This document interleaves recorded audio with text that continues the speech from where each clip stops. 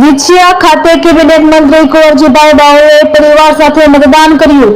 વિછિયા ખાતે આવેલ કન્યા શાળા ખાતે મતદાન કર્યું। દેશના વડાપ્રધાન નરેન્દ્રભાઈ ત્રીજી વખતે વડાપ્રધાન બનવા જઈ રહ્યા છે। મંત્રી કુંવરજી બાવળીએ રાજકોટ લોકસભા ભાજપનો ભવ્ય વિજય નિશ્ચિત હોવાનો દાવો કર્યો। રિપોર્ટર આશીષ પાટડિયા, જેતપુર।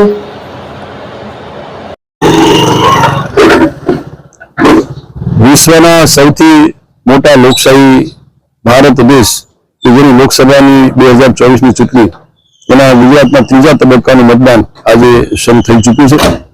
રાજકોટ લોકસભા મત વિસ્તારના ઉમેદવાર ભારતીય જનતા પક્ષના આદરણીય પરસોત્તમભાઈ રૂપાલાના સમર્થનમાં અહીંયા અમારા 72 જસદણ વિધાનસભા મત વિસ્તાર અને સારાઈ લોકસભા મત વિસ્તારની અંદર ખૂબ મોટા પ્રમાણમાં જંગી બહુમતીથી આ વિસ્તારની અંદર મતદાન પણ થવાનું છે અને ખૂબ સારી લીડ પણ આ બેઠક ઉપરથી મળવાની છે।